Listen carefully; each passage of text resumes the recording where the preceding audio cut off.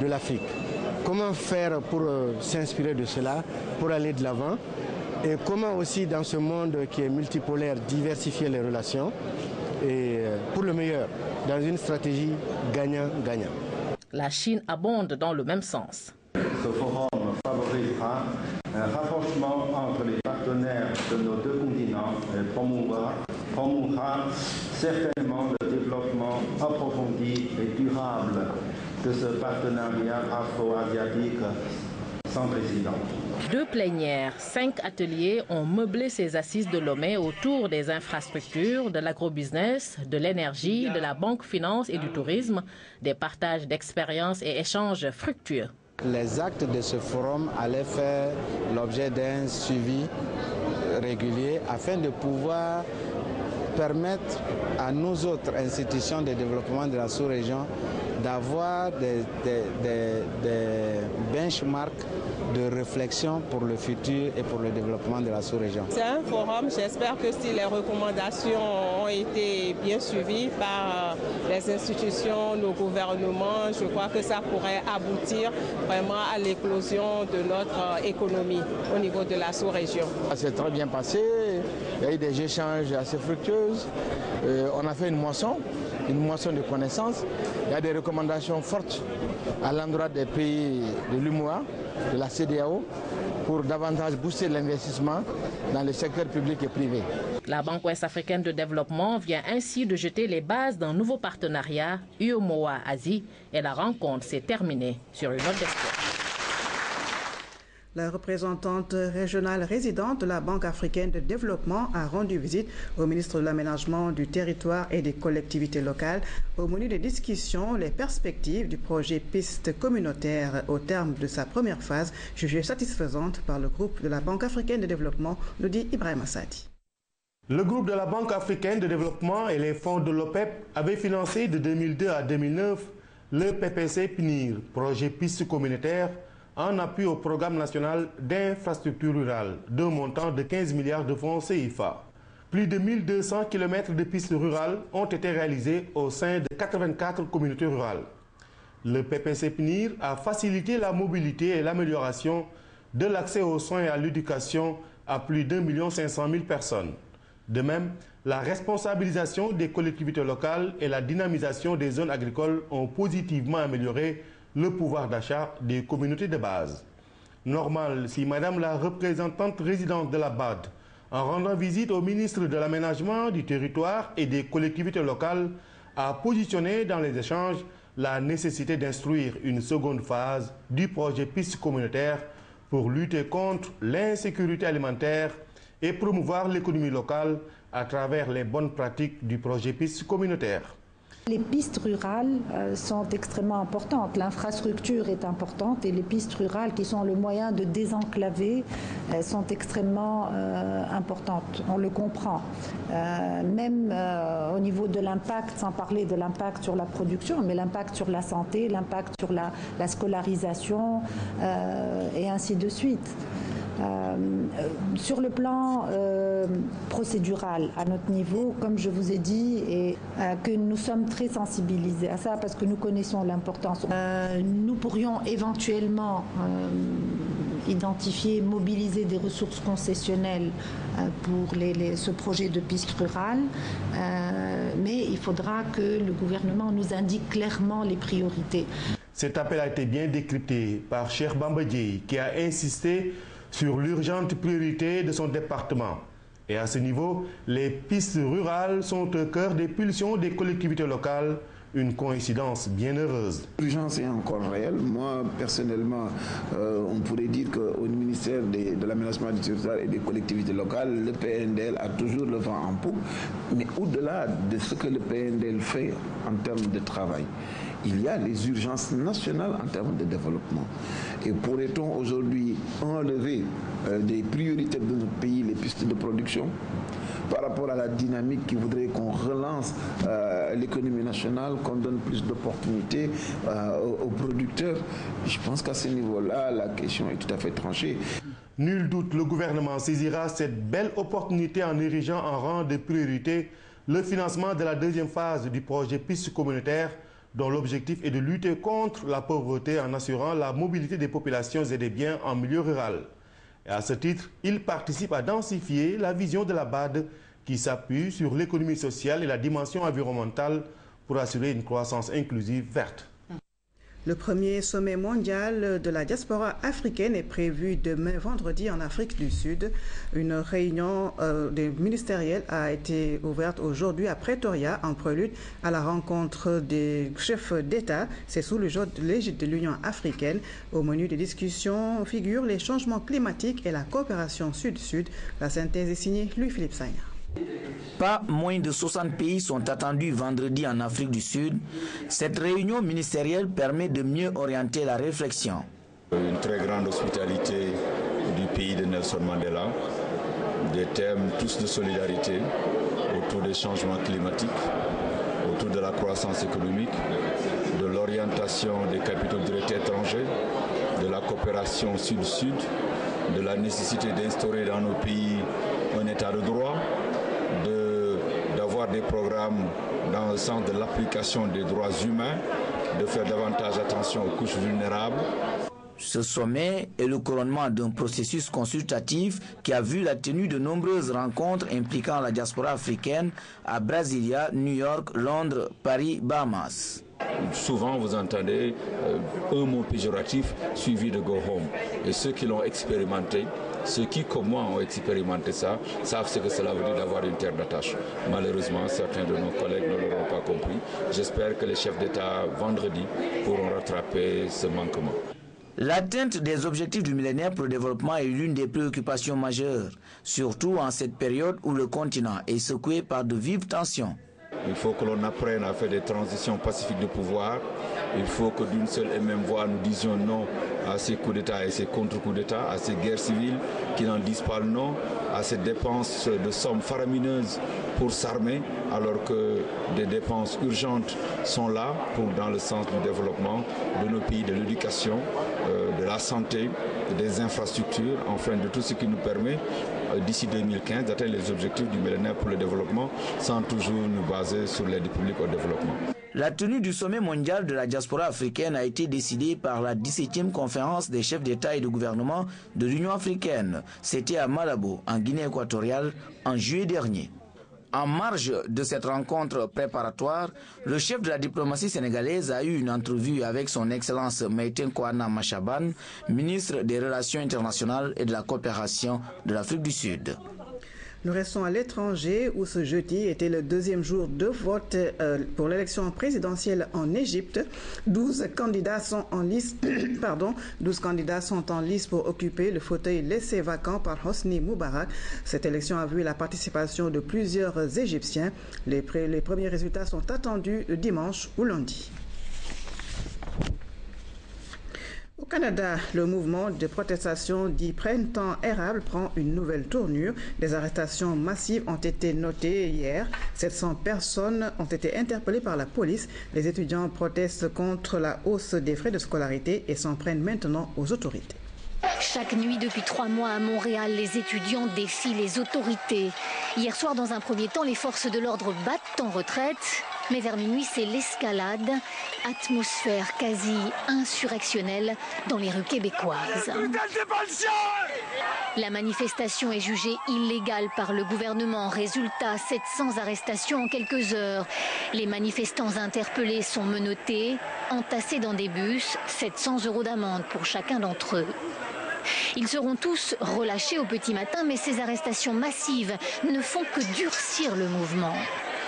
Au départ, les étudiants manifestaient contre la hausse des frais de scolarité de l'université, mais au fil des jours, leur colère se focalise contre le gouvernement de centre droit au pouvoir. Cette pancarte demande la démission du Premier ministre. Et par solidarité, les habitants improvisent des concerts de casseroles en pleine nuit. Retour chez nous pour prendre la route de Popenguine en vue de la 124e édition du pèlerinage marial prévu les 26, 27 et 28 mai prochains. Cette année, les pèlerins sont invités à méditer sur l'unité autour du thème « Que tous soient un ». Le pèlerinage, une démarche de foi, comme nous le rappelle ici Anne-Marie Gomis. Pèlerinage Pèlerinage au sens étymologique veut dire faire mouvement vers, marcher, voyager à pied, par la route, par avion ou par bateau vers un lieu de dévotion dans l'esprit de piété. Partir très loin pour honorer la mémoire de quelqu'un ou d'un événement, pour dire que de tout temps l'homme a toujours effectué cette démarche de foi, à l'exemple du peuple d'Israël qui marchait vers la terre promise, ou encore les disciples d'Emmaüs qui allaient à la suite du Christ, ou tout simplement citer la Vierge Marie, enceinte du futur envoyé de Dieu, est allée visiter Élisabeth, celle-là que l'on appelait la femme stérile. Quoi de plus naturel pour ses descendants de renouveler cette démarche de foi en allant à Popenguine depuis maintenant plus d'un siècle, 124 ans exactement. Popenguine, ce village calme, reposant, découvert il y a très longtemps par un père missionnaire du nom de Monseigneur Picarda. À titre individuel, en groupe ou en communauté, les fidèles chrétiens s'y rendent pour prier, se recueillir au pied de Notre-Dame de la Délivrande. Au fil des années, l'événement a pris une ampleur à un point obligeant l'Église à l'organiser pour accompagner les fidèles dans la prière. Pour cette édition 2012, les milliers de pèlerins attendus sont invités à méditer et à réfléchir sur l'unité autour du thème « Que tous soient un », tiré de Saint Jean 17, verset 21. Un thème qui rappelle l'unité dans la Trinité, Père, Fils et Esprit Saint qui font un, comme Jésus nous invite à l'unité, comme lui et son Père sont un.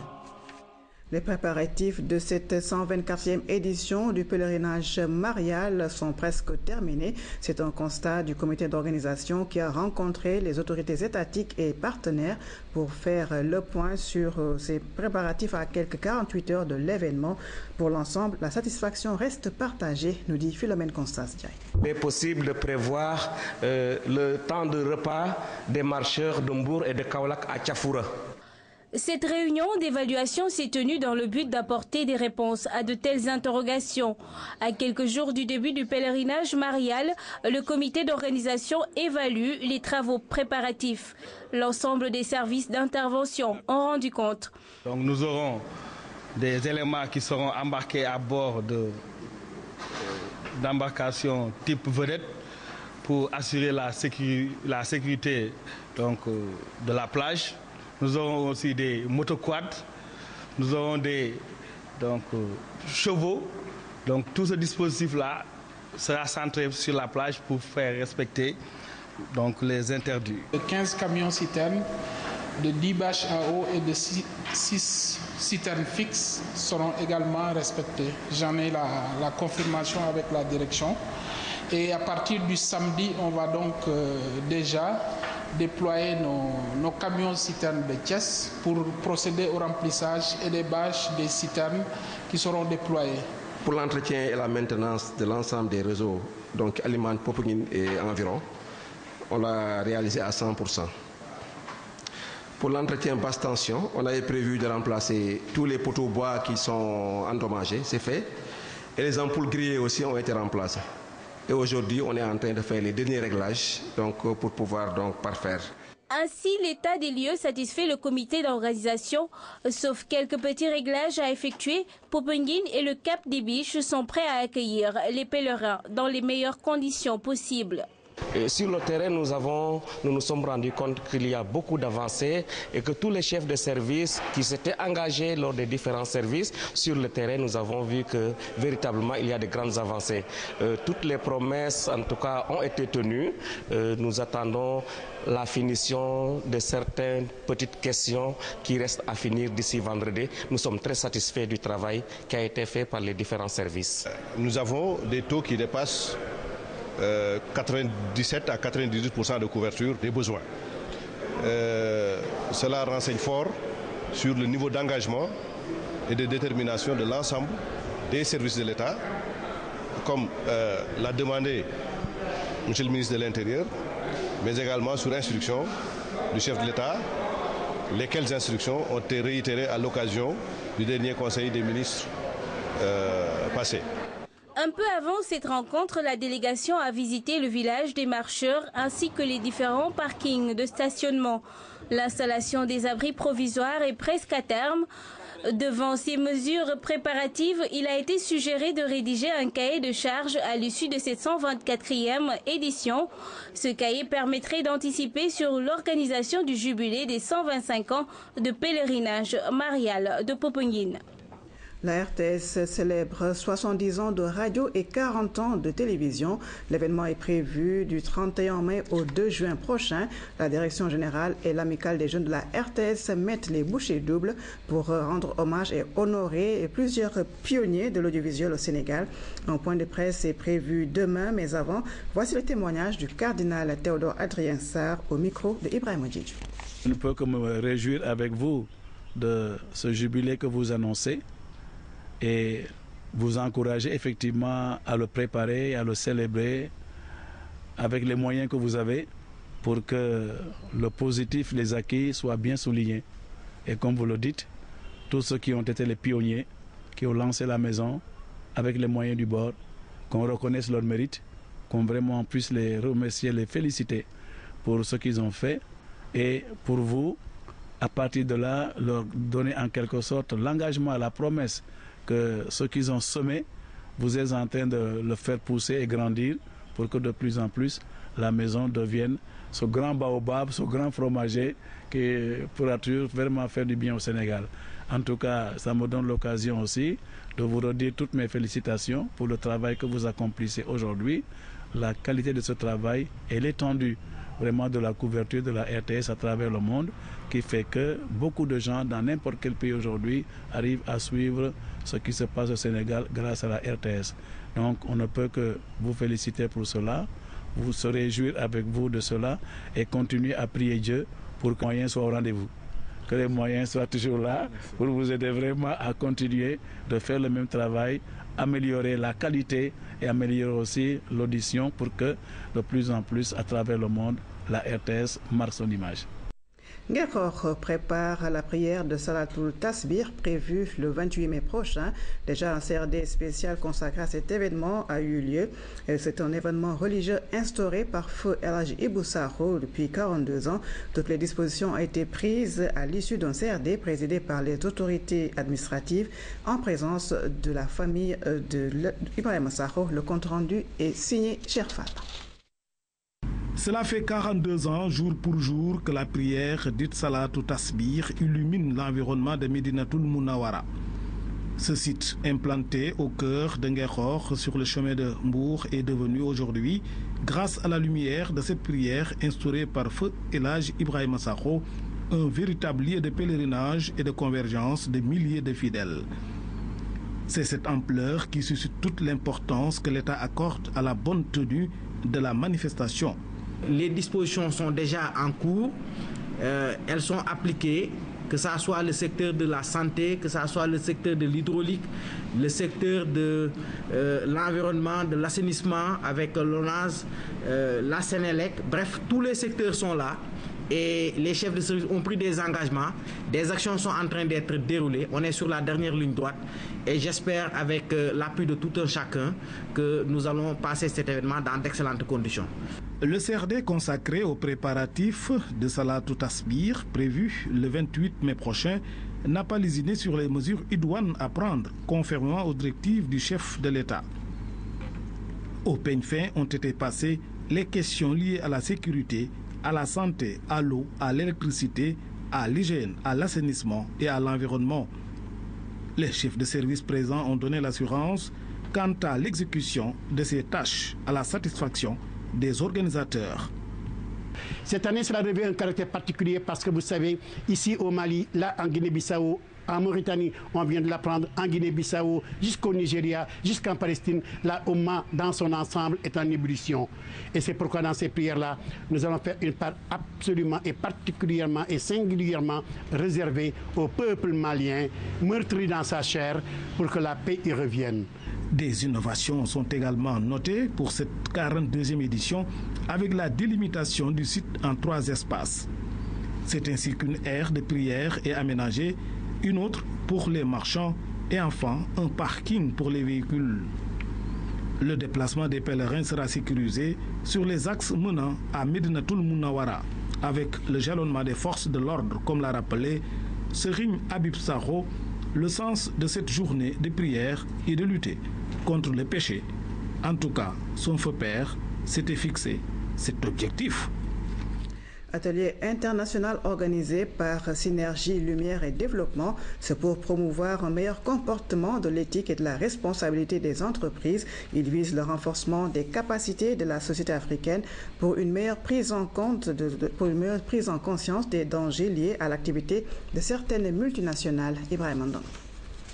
Malgré la diversité de ses ressources minières, le continent africain est largement en retard dans le domaine industriel. La situation s'explique en partie par le comportement des multinationales. Elles s'implantent aux pays africains avec comme seul et unique objectif la recherche de profit. Depuis une vingtaine d'années, les normes, les standards sont décidés ailleurs, au nord.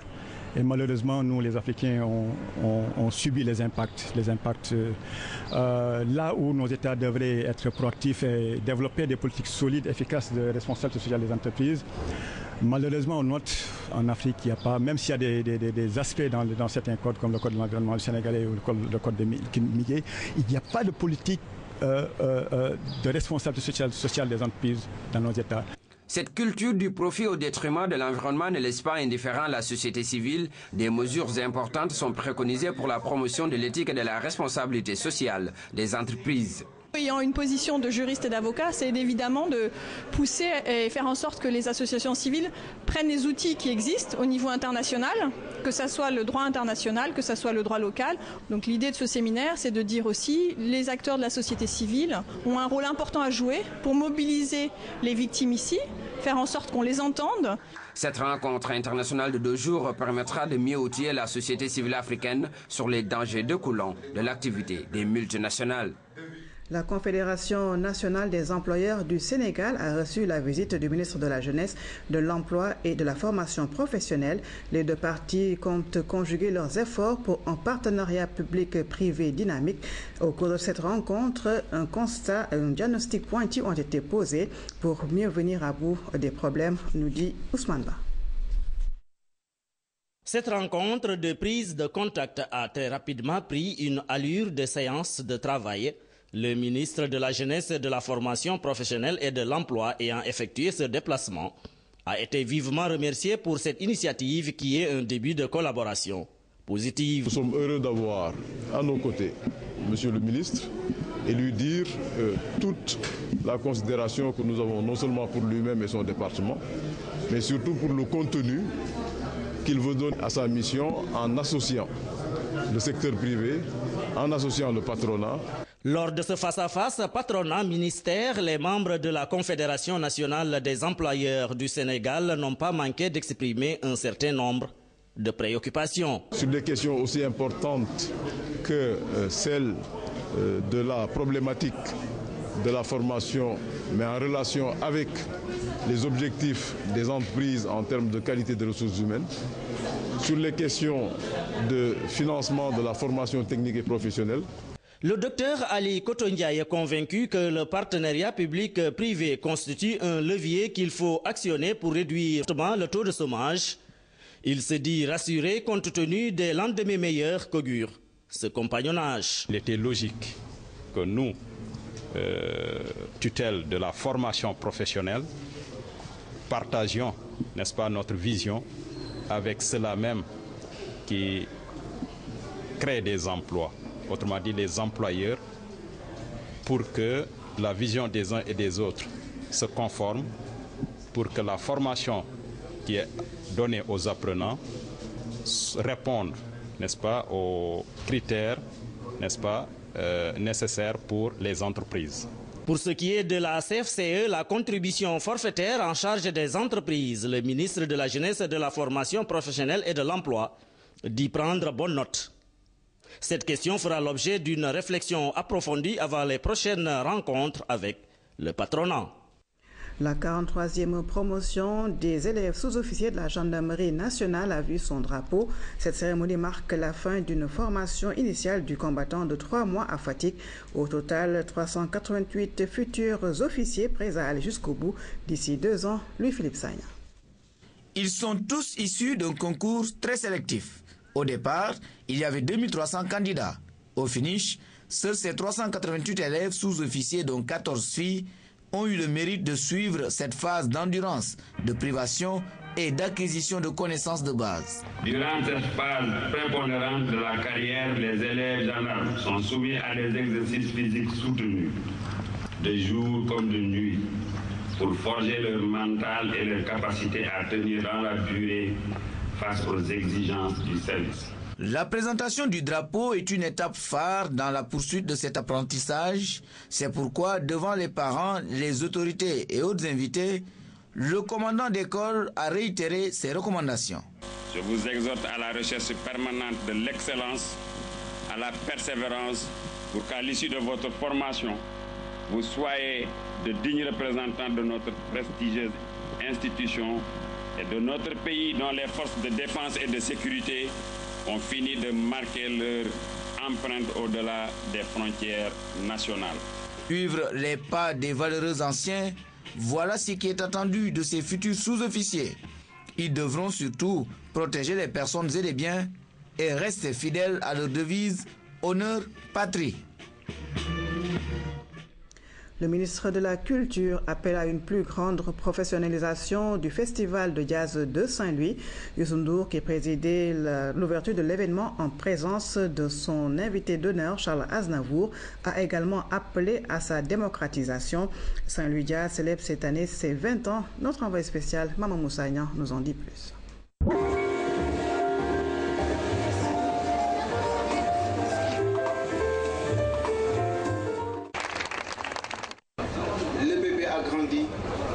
Et souffle aujourd'hui ses 20 bougies. C'est le temps donc de la maturité et le temps de la consécration. Souhaitons-lui une longue vie et beaucoup de plaisir pour tous nos hôtes. Toutes les raisons pour l'association Saint-Louis Jazz pour tirer le bilan de l'organisation de ces 20 dernières années et solliciter auprès de l'État le recrutement d'un directeur artistique, la formation des jeunes, entre autres doléances. Il s'agit pour nous l'appui pour au moins le recrutement d'une assistante de direction, appui pour un équipement matériel, mais aussi l'appui pour la formation des jeunes mobilisés depuis plusieurs années autour du festival. Venu présider la cérémonie d'ouverture, le ministre de la Culture s'est engagé aux côtés de Saint-Louis Jazz à faire de ce rendez-vous un événement exceptionnel, d'autant plus qu'il est inscrit dans l'agenda culturel national. Toutefois, a-t-il précisé, des réformes sont à introduire dans l'organisation. Aujourd'hui, il s'agit de l'ouvrir, il s'agit de démocratiser beaucoup plus encore et de renouveler les instances pour que ce festival qui nous donne tant de satisfaction puisse perdurer. Nous devons accorder une attention particulière aux problèmes de formation des jeunes, c'est vrai. C'est pourquoi le chef de l'État, le président Macky Sall et le Premier ministre Abdoul Mbaye nous ont instruits de ne ménager aucun effort pour assurer la pérennité de cet événement. Le coup d'envoi donné, René Urtugger de la France peut alors faire plaisir aux mélomanes venus nombreux à la place Ferrer.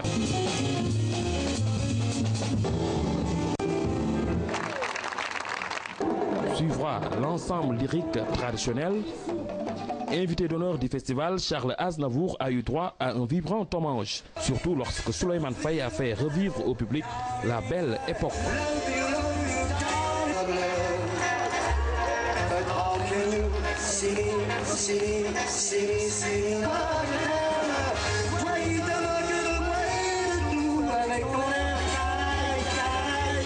Ce jeudi, Gillard de l'Israël, New Call Collective Band des Pays-Bas et Denise Reiss sont au programme. C'est sur cette belle note de jazz que prend fin ce journal. Abibou Mbaye vous retrouve en fin de soirée pour d'autres informations. Merci de nous avoir suivis. Bonne fin de soirée à tous.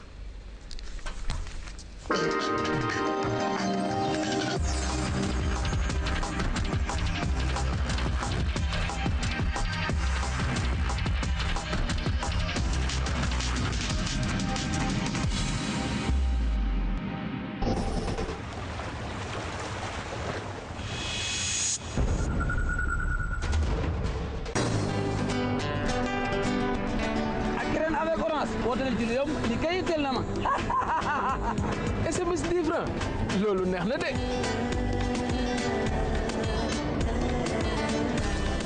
prend la seconde baax na daal.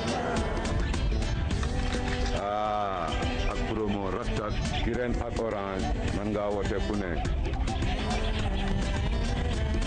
waaye bul jaaxle ak Kirène avec Orange moom 10 minutes 300 francs donc. waa passe ma sama rakk yi ma wax ak ñoom. Avec Kirène avec Orange, il y a Dalaton, rappelle-moi, Internet et même SOS Crédit. Pour le moins cher. ñëw fa.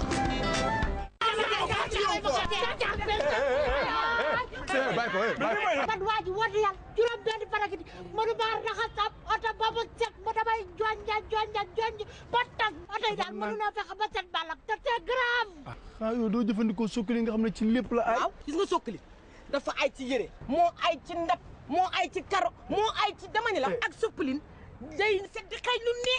fii ba le 31 juillet 2012 ak Soclean gagné leen benn chéri cucu ay parure or ak ay enveloppe yu 50 000 ak 100 000 francs CFA def leen fukki sachet Soclean yu 30 grammes wala ñaar fukki sachet yu 15 grammes ci enveloppe yóbbu leen ko ci Easy Boutique yi ci Prilu yi ak ci grossiste agréé yi wala ngeen yónnee ko ci boîte postale 32 156 Dakar ak Soclean léppay set di xëy lu neex.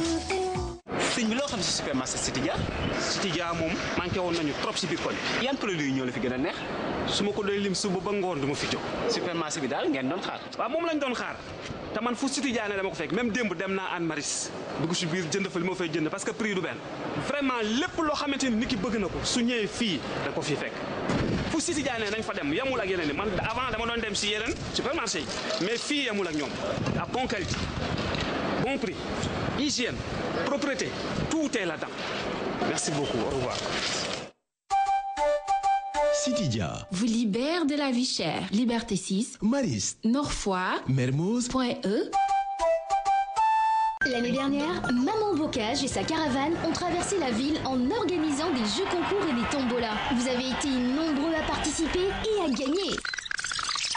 En 2012, Maman Bocage redessine la route du bonheur. Du 25 mai au 8 juin, la caravane Bocage sillonnera le pays de Mbour à Saint-Louis et passera par les grands quartiers de Dakar. Avec la caravane Bocage, collectionnez vos emballages, gagnez et offrez de super cadeaux à vos mamans. Bocage donne du goût à la vie. Bocage.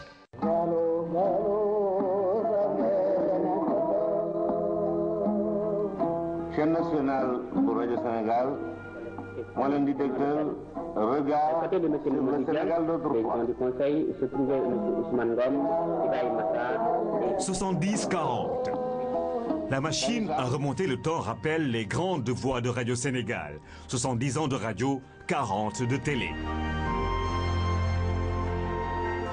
Des pionniers, une relève pour repousser les limites de la technologie. Des as du micro, des visages et des voix. Sur Sénégal Inter, vous allez suivre Voix d'hier, ancienne gloire de Radio Sénégal. Les clochers sonnent sur la RTS à l'heure des grands rendez-vous. Le temps annonce l'ère du numérique. La RTS célèbre 7 décennies de radio, 4 de télévision.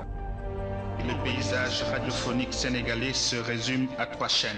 La chaîne nationale, la chaîne Inter et Radio Saint-Louis, ex-Radio Mauritanie. Ensemble, perpétuons l'héritage pour une seule raison d'être, en public, en but, une fois.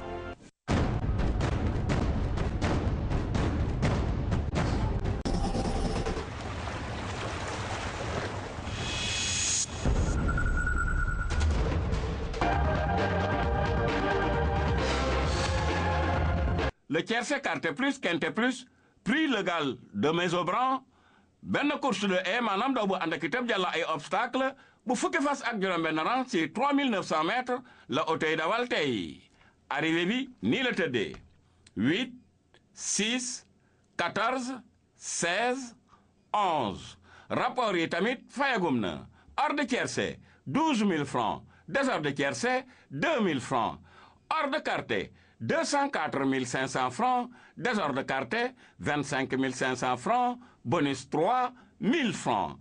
Ordre quinte, kenn na jàppul quinte bi ci ordre. L'ONAS berdel leen si benn cagnotte bu toll si 3 512 000 francs, fas yéene leen ko tegal ci quinte ëllëg bi. Désordre de quinte, 614 500 francs, bonus 4, 14 000 francs. Couplet gagnant, 3 000 francs. Couplet placé A, 1 000 francs. Couplet placé B, 3 500 francs. Couplet placé C, 6 000 francs. ëllëg si àjjuma ji ñaar fukki fan ak juróom ci weeru mai dañuy jógee Auteuil dem Vincennes mooy dawal le prix du crépuscule di benn course attelée course nocturne bu fukki fas ak ñeent rang ci 2100 mètres autostart. Favori 5 2 3 12 8. Outsider yi As 6 10. Surprise yi 9 13 7. Bonne chance cant ak ngërëm ñeel na leen si seen teewlu ba ëllëg inshallah. jaaraama Lonase.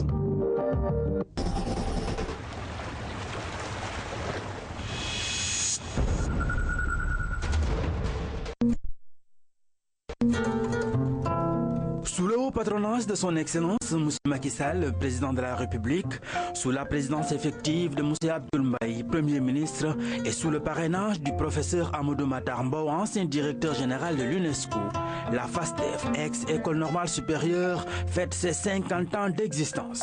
Les festivités démarrent le samedi 26 mai 2012 à 10h au centre de conférence de l'UCAD 2 avec la leçon inaugurale du professeur Amadou Matar Mbow sur le thème du Centre pédagogique supérieur à l'École normale supérieure, la FASTEF, une institution universitaire africaine face aux défis de la formation et de la recherche en éducation.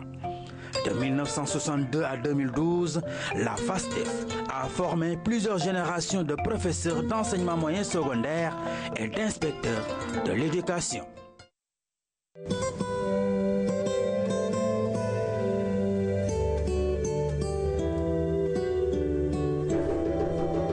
sunu bokki chrétien yi nekk ci Sénégal dañu amal téeméer ak ñaar fukk ak ñeenteelu pèlerinage marial bu Popenguine ren ji nag poñ bi nga xam ne moom lañ ci taamu moo di ñëpp doon benn muy woote boo xam ne dañuy boole xol yi tey muñalante ministère bi ñu dénk wér-gu-yaram ak ndimbalante ci biir askan mu ngi ñaan mbooleem pèlerin yi nga xam ne dañuy dem ca pèlerinage Popenguine ba nañu ànd ak dal ci tali bi te ñuy sàmmonte ak set ak sellal nañuy raxas seeni loxo ak saabu bu ñu génnee ci wanag ak bala ñoo lekk nañuy naan ndox mu set te sell bu leen wóoru nañ ci toqal tuuti eau de javel ni ñu ko santaane wala beneen xeetu désinfectant bala ñu ko naan nañu fexe ba wanag yi nay set saa su ne nañuy upp ñam yi bu baax bala ñu ko lekk nañu ko tàngal ñi nga xam ne dañuy dox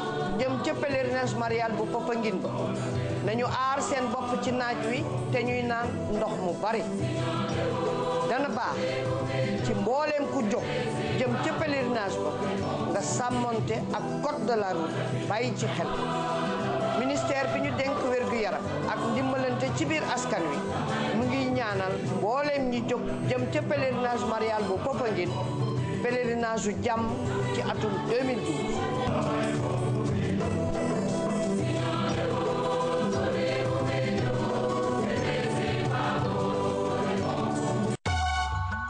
Le groupe Sonatel est un opérateur de télécommunications international.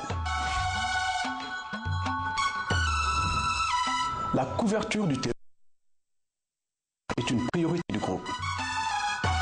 La quasi-totalité des villages de plus de 500 habitants au Sénégal et au Mali disposent d'une couverture sur le mobile, le fixe et Internet. Un réseau de qualité est également un gage de compétitivité au niveau international.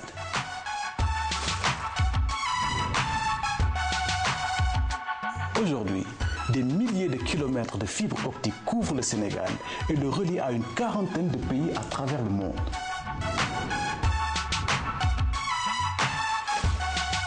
Fibre optique, satellite VSAT, 3G+, ADSL, CDMA, WiMAX, autant de technologies innovantes qui garantissent une qualité de service unique en Afrique de l'Ouest. Avec vous, pour vous, Sonatel. Les Grands Moulins de Dakar vous invitent à la 20e édition du Festival international de jazz de Saint-Louis. Du 23 au 28 mai 2012, venez vivre le meilleur du jazz au Sénégal. D'intenses moments de communion rythmés par des manifestations culturelles. Du takusanundar à la lutte traditionnelle. Des projections de films sur les grands noms de la musique jazz. De grands spectacles sur la scène du in et de grands concerts dans la partie off durant une semaine avec une pléiade d'artistes. Venez tous vivre la puissance du son et la beauté des lumières dans la belle ville de Saint-Louis. Les Grands Moulins de Dakar, la marque de confiance. J'aime aussi le CFA. En commémoration du décès de Saint-Ben Ousmane, le 9 juin, et en hommage à Wamba Kabakulu, professeur d'université, Daray Saint-Ben, maison de la pédagogie par l'image, en coproduction avec la RTS et le Grand Théâtre de Dakar, présente Le monstre généreux du quartier, adapté du livre éponyme de Aya Meïnyan Ndiaye, professeur à l'université de Thiès, avec un casting sur mesure. Retenez la date du 10 juin 2012 à 17h30 au Grand Théâtre de Dakar. Cette grande cérémonie sera placée sous la présidence de M. Macky Sall, président de la République, avec la présence du ministre du Tourisme et de la Culture, Youssou N'Dour. Le monstre généreux du quartier, du théâtre, comme vous ne l'avez jamais vu. La 10e édition de la Semaine nationale de la prévention routière s'est ouverte ce mardi 22 mai à la Chambre de commerce de Dakar en présence des différents acteurs du transport et de plusieurs usagers de la route. Le thème retenu cette année est « Quelle solution pour une sécurité routière durable au Sénégal ?» Une décennie au service de la sécurité routière, la nouvelle prévention routière du Sénégal tire un bilan satisfaisant. Matar Faye, directeur général. Le nombre de tués et de blessés, si on se réfère au bulletin d'analyse des accidents corporels, a été divisé par 2 en 10 ans.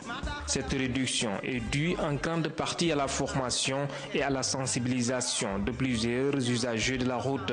Retenons que depuis 10 ans, 84 000 enfants ont été formés dans les écoles grâce à Total Sénégal. 1654 chauffeurs et opérateurs dans le monde du transport ont aussi été formés par le CETUD. S'inscrivant dans cette perspective, le président de la NPRS estime que les moyens de la structure sont limités comparés aux objectifs. Ibrahima Gueye. La nouvelle prévention routière conduit son combat.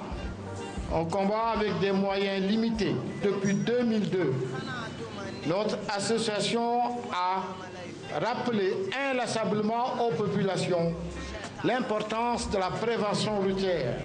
Roulant dans le même sens que la nouvelle prévention routière du Sénégal, le Conseil exécutif des transports urbains CETUD se félicite de la collaboration entre les différents acteurs. Soudou Diagne.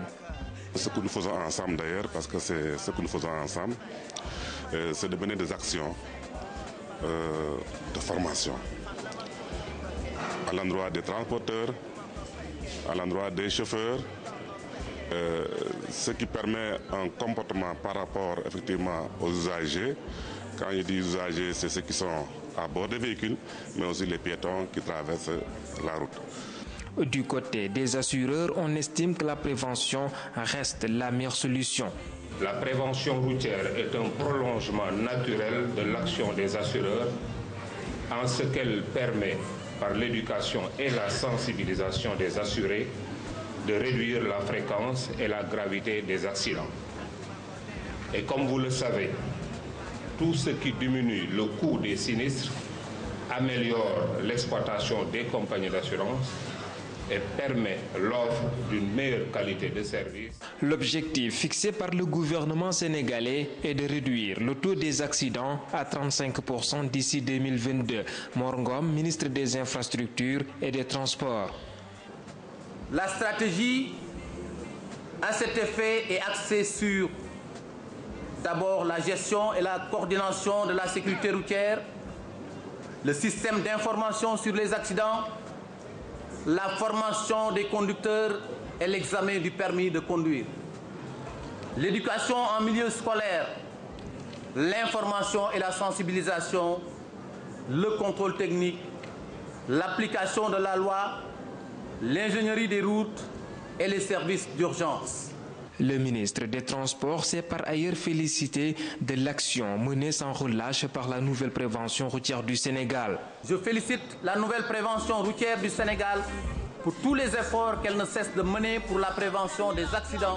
La NPRS est épaulée dans cette lutte contre l'insécurité routière par ses partenaires, remerciés au passage par le directeur de la nouvelle prévention routière du Sénégal. Si on a pu tenir le cap, c'est grâce à la participation des sponsors et c'est grâce également aux assureurs qui ont créé cette structure depuis 2002 et qui n'ont jamais arrêté de mettre des moyens dans cette structure-là pour au moins avoir des résultats beaucoup plus visibles. Pour trouver les solutions, il faut que l'État accepte de combattre à côté de nous, à côté de la nouvelle prévention routière, que l'État accepte de mettre des moyens. Et je crois que cette année, l'innovation, c'est d'établir des relations avec l'ensemble des ministères concernés pour au moins trouver ces solutions-là. Je dirais que la sécurité routière est un secteur transversal. Il y a le ministère des Transports, il y a le ministère de l'Intérieur, la gendarmerie, le ministère de l'Éducation et même le ministère de l'Environnement. 2003-2012, 10 printemps au service de la sécurité routière, la nouvelle prévention routière du Sénégal demande à tous les usagers de la route de faire preuve de prudence pour le bonheur de tout le monde. Sénégal-Maroc, énième épisode du choc des Lions. Lions de la Teranga contre Lions de l'Atlas. La dernière confrontation entre les deux équipes le 10 août 2011 a tourné à l'avantage des Marocains. Les Sénégalais n'ont plus battu les Marocains depuis 2001. La roue va-t-elle tourner? Rendez-vous le 25 mai à Marrakech et sur les antennes de la RTS 1, la télévision des grands moments.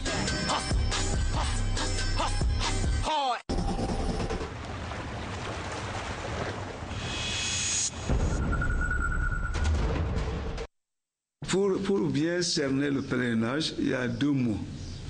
Le voyage et recherche de Dieu.